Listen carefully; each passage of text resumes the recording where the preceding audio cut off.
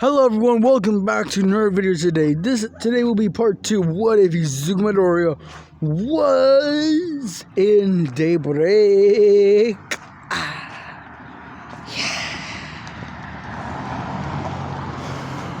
So yeah, we're starting off with Bakugo as he sits on a throne on the top of some bleachers at his school, at the old school.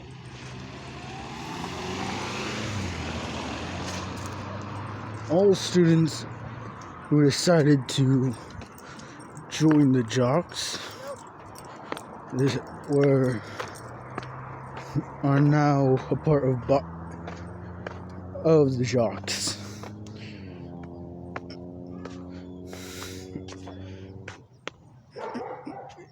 You see, Baku remembers the day Izuku tried to help him.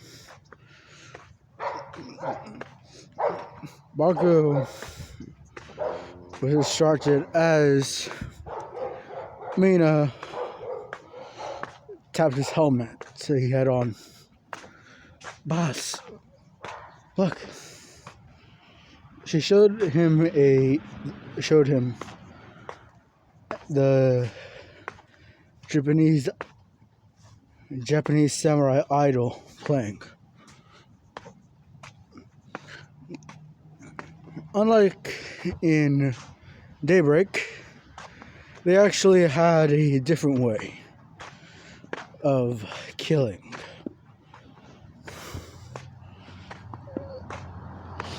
The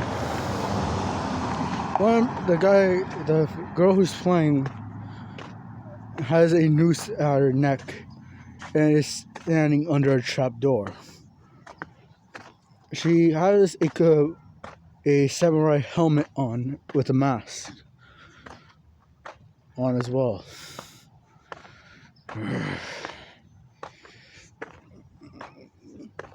But she's really good until she misses the key, ruining the whole song. Everyone looks to Bakugo as he gives it a thumbs down. The trapdoor opens as the girl gets hanged and her neck snaps.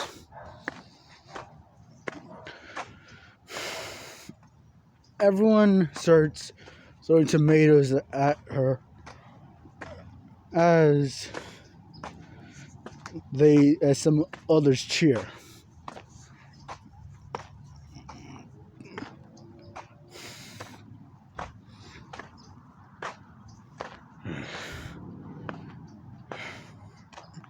Gather the troops.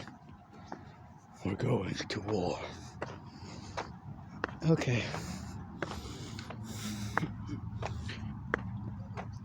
Mina orders everyone to get prepared as they're going to battle. But due to the shogunate, they only take a small legion of soldiers, led by Mina. Mina is walking downtown as she kills some ghoulies on the way.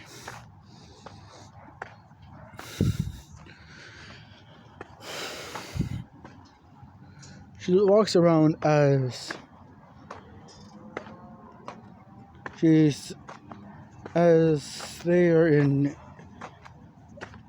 every single one of them are now trapped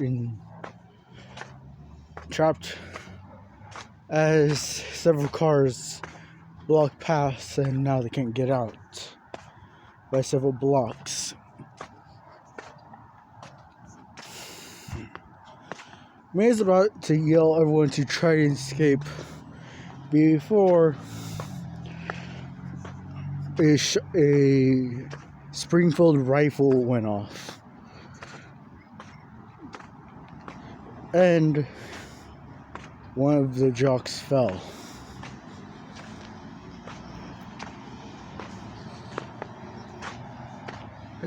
Suddenly, several guns started going off as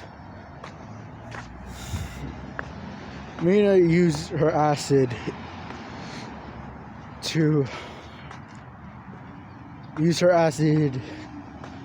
block the bullets.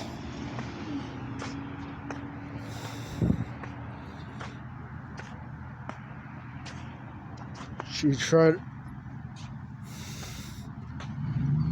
with no luck, she put acid on a manhole and jumped down.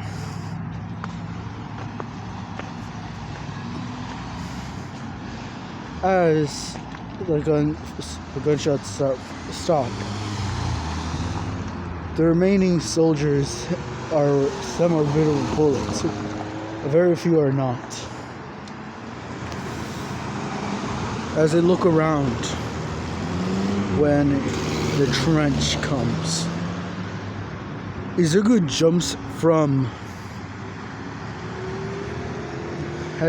had jumped from the second floor of a building as he has a machete in his hand.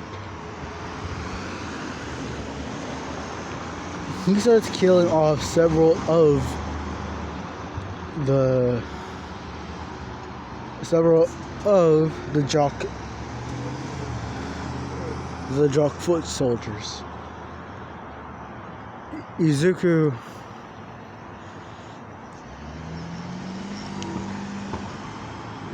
while doing so, the jocks were distracted trying to get at him.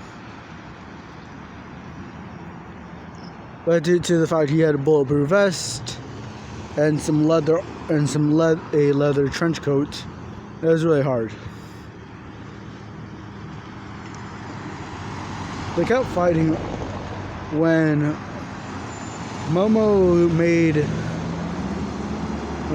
was able to actually make a machine gun and started firing upon them.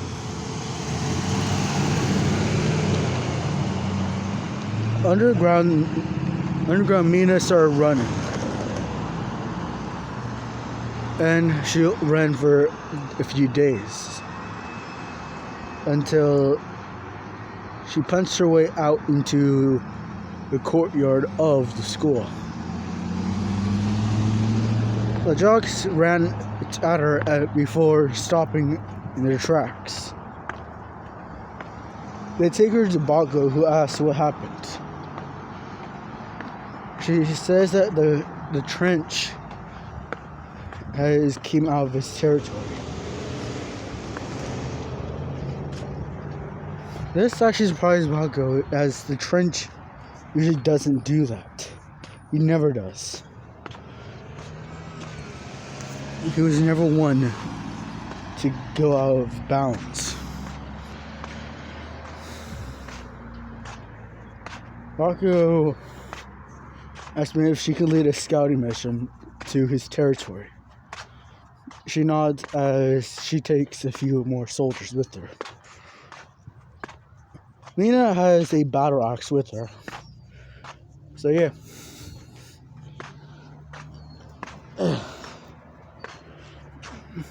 Mina walks to no man's land as they hide in some bushes. They see that no man's land has been burned to the ground, and whatever it was not destroyed was remade into some Edo period style buildings. Meiji period buildings. She was surprised as she saw several of shogunate soldiers digging up resources that were found on the ground. Beef, sausages, ramen, and other things. They were buried under here. They came to the conclusion the Trench has been living here for a while because he took everything from our bounds. There's been food shortages going around, and this kind of makes sense. Besides the fact that other clans are raiding them. There were the cheerleaders, who were once led by her and Momo before an uprising, and they went their separate ways.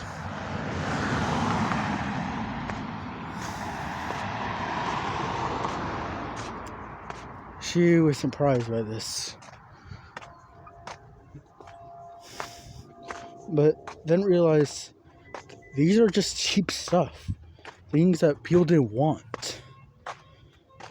She then came to a better conclusion that the Trench must have just been taking whatever they left, scraps of forgotten days.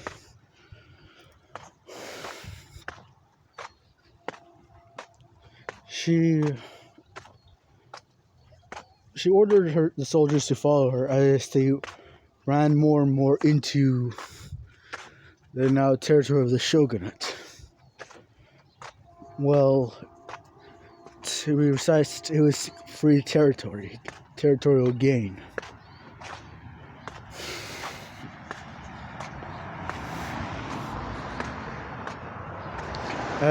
Free territorial gain, as the gymnast was the only territory they actually wanted, due to the steel that could be found within the gymnast territory.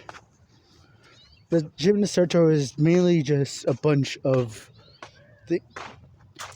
things they turn into weights or other things.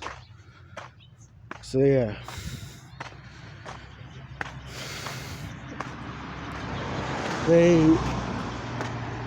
One of Mina's soldiers had a backpack on them to basically get more evidence about things. Mina started putting some food that was saved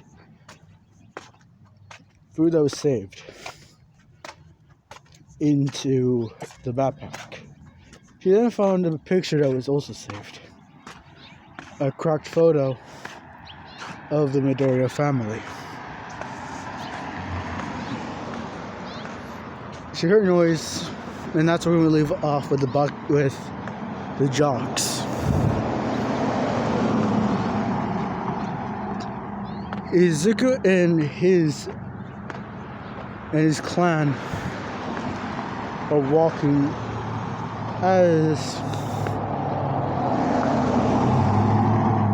walking back to an area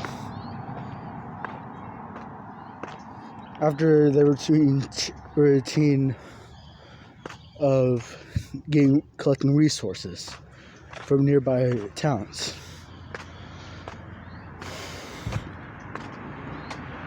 They had actually gathered a lot of resources and have done very well for a few days. For a few weeks, actually. Izuku sat on a couch inside a mall that they were able to retake from the ghoulies. Sure, there were occasional ghoulies outside, but they had barriers in place in the building, only taking vital exits. And they also keep their stuff on the inside. They move from actual weapons to BBs or or air guns, using high-powered using compressed air to fire. They actually were able to get really good ones as well. They're inside the mall. They had a gun store as well. So yeah, they had more ammunition. That will probably last them around 3 years. So yeah. Izuku remembered the days. That was before Izuku woke up from a nap. And so Toga had rested her head on his lap.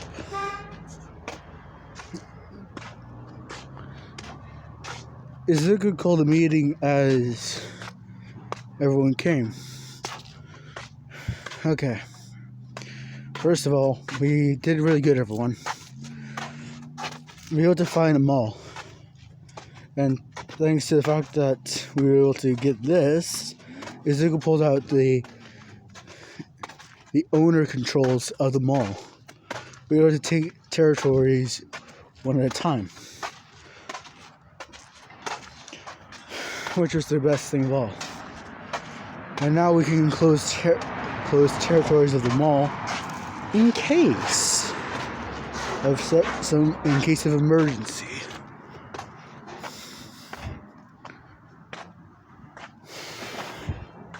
Izuku smiled as they brought ramen with them, which was mainly the resources they packed, including water and vegetable oil, several other things. So yeah, Izuku asked Momo how is Sue's prosthetic going. Momo is reading a manual, a prosthetic kit that she created, and then looked at a horribly made prosthetic leg. It's going good. Okay. So you still want the plank leg? No, kiddo. I can walk perfectly, I just need to hop on one foot. Well, I can use these crutches we found. True. Okay. So now, what do we have? We were able to get more food, and we were able to take away what happened.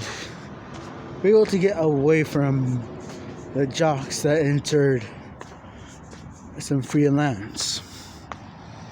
Yeah, and that's good. This place is crawling with them.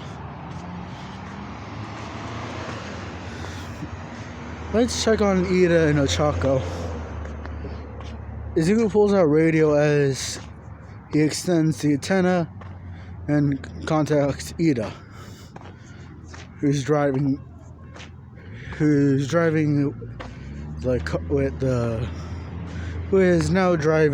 motorcycle with the truck on his back. They stop. Ida is surprised as they stop and answers the radio.